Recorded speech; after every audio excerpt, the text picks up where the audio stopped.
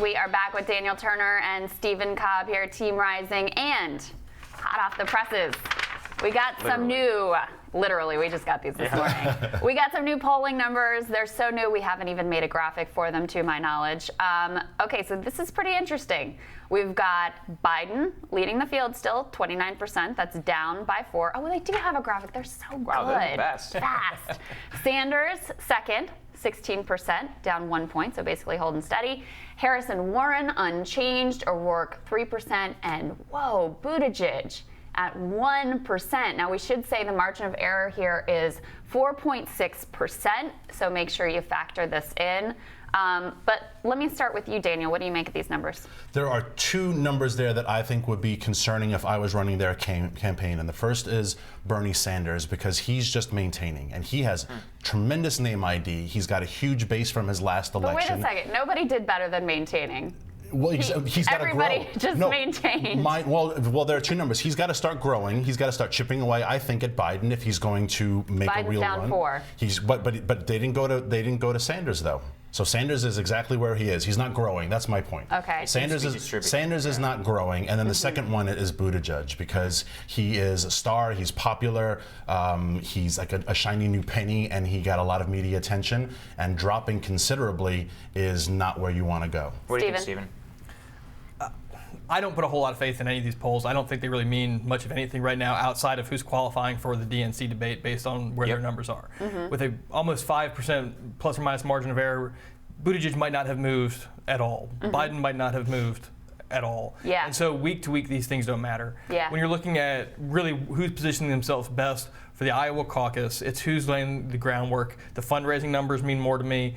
The staffing, the infrastructure, the commits and voter IDs they're getting. These are numbers that matter. Yeah. Where the public sentiment goes on a poll with plus or minus 5 points, changing every 5 days. The only big takeaway is that there hasn't been a lot. So in terms of that, though, who's winning? In terms of the criteria that you laid out, what do you think? On the fundraising numbers? Yes, fundraising numbers. I think it's hard. I think it's hard to reconcile the support of Buttigieg raising over $20 million in the second quarter and seeing his numbers slide. Those don't quite. I don't think that's hard to reconcile at all. all. I don't think the elites love Mayor Pete. The people who gave him money don't live like, in Sioux City, Iowa. Not so much. Yeah. I mean, the polls. I think, in fairness, the polls post-debate have been all over the map. Yeah. I mean, truly, I think the one consistent thing that we've seen is that Biden has come down a peg. Right. He's down, and Harris 5 and points Castro somewhere got in slight there. bumps. So they got slight bumps, but I mean, I've seen Elizabeth Warren from anywhere from 4th to 2nd, so you can write whosever obituary you want. Right. I do think I take your point.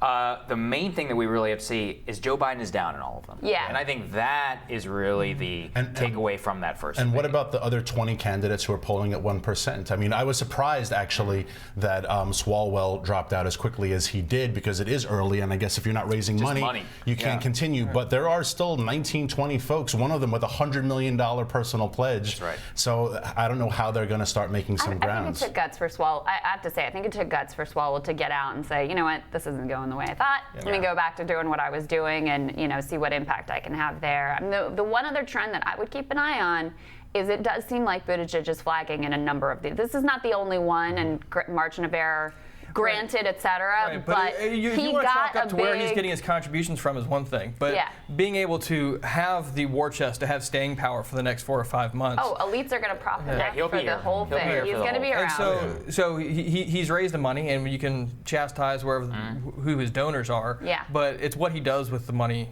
next that is important. How he's investing in the infrastructure and campaigns in places like Iowa, New Hampshire, South Carolina, Nevada, going out, connecting with voters. It's one thing to chalk it up to not gaining ground if 2-3 months from now those fundraising numbers haven't turned into support. That's the time. It takes time for those. The money matters, but I would just say, I mean, he's had a big platform. People saw him on a debate stage and didn't seem to help him out here.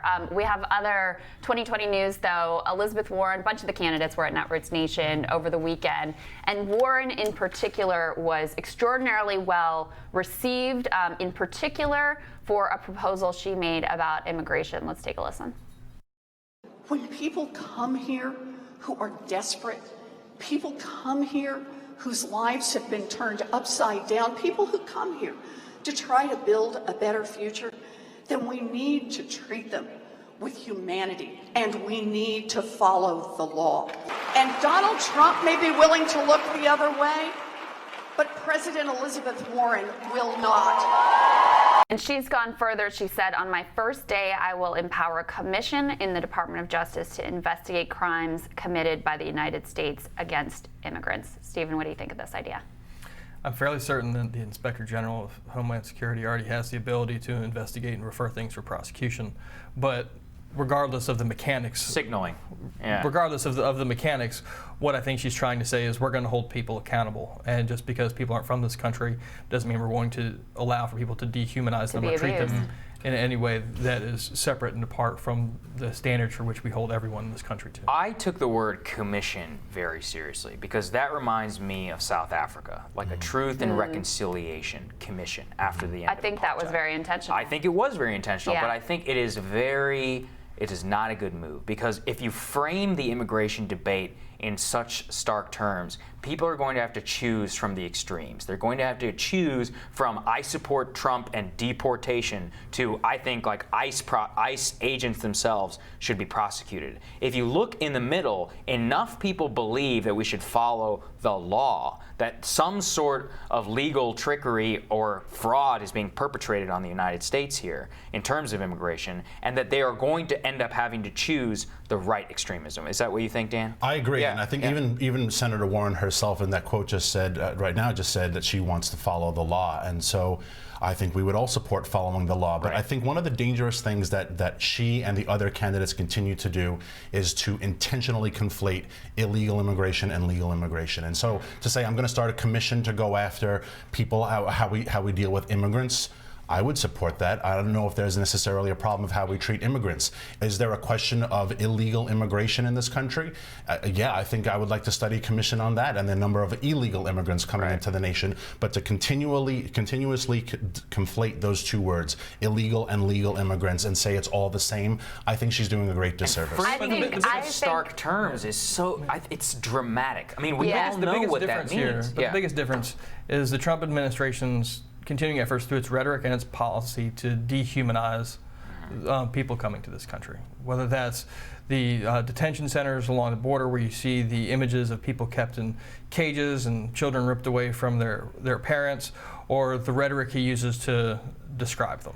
The biggest stark difference between this administration, Elizabeth Warren, or pick any of the other Democratic candidates for president, is how they talk about the issue and making it a human one. Well, and look, on the politics, I disagree with you, Sagar. I think, look, when the president has people focused on follow the law, they broke the law, I think that is a strong place for him to stand. Democrats want people to focus on the inhumane treatment, the children being ripped from their mother's arms. That's a strong place for Democrats to stand. And Warren, by using this very provocative, intentionally provocative language, forces that conversation. And I would also say, given Stephen, to your point, what we've learned about the conditions there, I think an accounting is morally necessary moving forward so that we can make sure that we are trying to live up to our values as a country. I think the starkness here is that if you want to frame your entire campaign and movement about the treatment of people who are not citizens of this country, you open yourself up to the very logical attack that you care much more about illegal immigrants than you do care about people in the middle of the country, Appalachia. Trump will run on this all day, every day, and it's something that resonates with a lot of Americans, and I don't think the Democratic Party is being able to reconcile itself to that. We will see. We're not going to solve it today, I'm sorry to say. But you guys are going to figure out all the things. Thanks, guys. Appreciate it. Thanks for having us. Yeah. A billionaire investor suggests that Ivy League schools lose their nonprofit status. And China's economy posts the slowest growth in decades. Those stories when Rising continues.